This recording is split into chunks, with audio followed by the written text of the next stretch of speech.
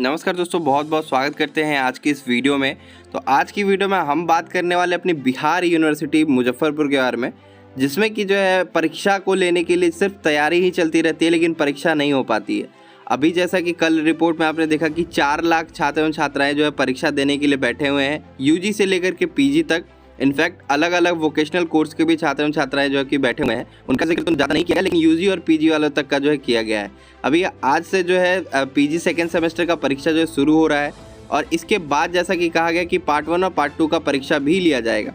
और ये बताया जा रहा है कि वाइस चांसलर जी जो हैं और परीक्षा नियंत्रक जी जो हैं, ये लोग चाहते हैं कि परीक्षा जो है समय से हो जाए और सत्र नियमित हो जाए। लेकिन सत्र नियमित कब होगा? चलिए हम परीक्षा नियंत्रक जी की बात अगर थोड़ा सा साइड कर लेते हैं, तो वाइस चांसलर जी जो हैं वो यूपी से हैं, और अगर वो चाहे तो वो जो है कोई एक अच्छी एजेंसी को चूज करके जो है परीक्षा फॉर्म भरवा सकते हैं। लेकिन वो ना जाने ऐसा करते क्यों नहीं है। यहीं पे अगर अपनी पड़ोस की यूनिवर्सिटी मिथिला यूनिवर्सिटी की अगर हम बात करें, तो अभी जो है बीएड का एंट्रेंस टेस्ट लेगी, और वो भी पूरे बिहार का, जिसमें कि लाखों लाख छात्र एवं छात्राएं जो है अपना एंट्रेंस टेस्ट के लिए जो है फॉर्म भरेंगे। तो उनकी जो है सिस्टम कैसे चलती है, एटलीस्ट एक बार उस यूनिवर्सिटी से कांटेक्ट तो करके देखो कि वो किस एजेंसी से काम करवा रही है।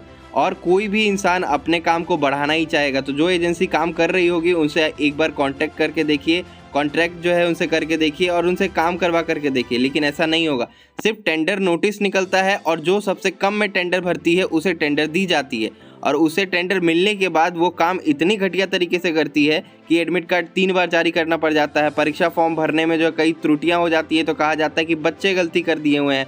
तो चलिए, बच्चे तो गलती कर ही रहे हैं, लेकिन यूनिवर्सिटी क्या कर रही है? यूनिवर्सिटी के पास ऑलरेडी डेटा है स्टूडेंट्स का, उनके डेटा को इस्तेमाल करे। डेटा क्या सिर्फ पन्नों के अंदर ही रखने के लिए लिया गया है? इतने सारे जो आपके रिजल्ट्स के फोटोकॉपी लिए जाते हैं, सब कुछ लिए जाते हैं। हर एक कॉलेज को जिम्मेदारी सौंप दीजिए और कहिए कि अपडेट करें अपने स्टूडेंट्स की डेटास को। वो करेंगी और उसके बाद उनका परीक्षा फॉर्म भरा जा सकता है। तो फिर परेशानी कहाँ आ रही है समझ में नहीं आता है। ना ही तो कोई खुल के स्पष्ट बोलना चाहता है इन सारी चीज़ों के ऊपर, और ना ही कोई बताना चाहता है। इतनी बड़ी यूनिवर्सिटी है, अगर आप किसी भी पर्सन से पूछ लोगे कि मेरा ऑनलाइन में ये गड़बड़ हो गया है, हमने जो है ये किया है, नॉट अ सिंगल पर्सन कोई आपको जवाब देने के लिए ही तैयार नहीं होगा। कहेगा उस ऑफिस में चले जाइए, आप उस ऑफिस में चले जाइए, आप सिर्फ कॉरिडोर और रूम टू रूम ही घूमते रह जाएंगे और आपका सॉल्यूशन नहीं हो पाएगा। ऐसे ही जो है परीक्षा का भी हालत है। बहुत सारे बच्चे जाते हैं कि सर ये बताइए कि परीक्षा कब होगा, लेकिन वो बोलेंगे हमको क्या पता है। आप जाइए वहाँ पूछिए परीक्षा विभाग में। परीक्षा विभाग में जाइएगा तो देखिए तैयारी अभी चल रही है, अभी जो एजेंसी गठित नहीं हुई है, अभी परीक्षा फॉर्म जो है नहीं भरवाया जा सकता है। तो ऐसी ऐसी बातें जो है सुनने मिलेगी। तो ये एक्सक्यूज़ नहीं यूनिवर्सिटी का तो और क्या है।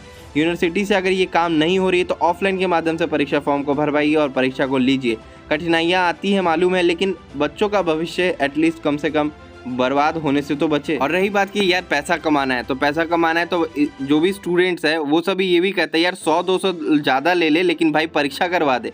यहाँ पे बच्चे फंसे हुए हैं, नहीं तो यहाँ पे कॉलेज चलती है ना तो क्लासेस चलती है, और अगर परीक्षा की करे बात तो परीक्षा भी नहीं हो पाती है। सालों साल परीक्षा नहीं होती है। ये नहीं कि साल के बीच में एक आध दो परीक्षा हो जाए, अगर एक आध दो परीक्षा हो भी जाती है तो उसका रिजल्ट जब निकलता है तो वो गड़बड़ हो जाता है। तो यही चीज़ें जो है यूनिवर्सिटी में चल रही है। ना जाने यूनिवर्सिटी के जो स्टाफ मेंबर्स हैं उनके कानों तक बात पहुंचती है कि नहीं पहुंचती है। जब पहुंचती है तो कम से कम कार्य तो करे, सब अपना काम अपने ईमानदारी से करे, और उसके बाद देखिए कि कितना डिजास्टर चेंज होता है एक यूनिवर्सिटी के रूल एंड रेगुलेशंस में। जाते जाते आपको बता दें कि सत्र 2022 से 25 के लिए जो है एडमिशन स्टार्ट होने वाले 14 अप्रैल से, यानी कि 2 लाख और भी छात्र एवं छात्राएं इस यूनिवर्सिटी में जुड़ने वाले। तो उन सभी का भी भविष्य आप जितने भी एक्स स्टूडेंट्स हैं वो देख सकते हैं, और नीचे कमेंट करके उनके लिए भी कुछ सजेशन जरूर दीजिए।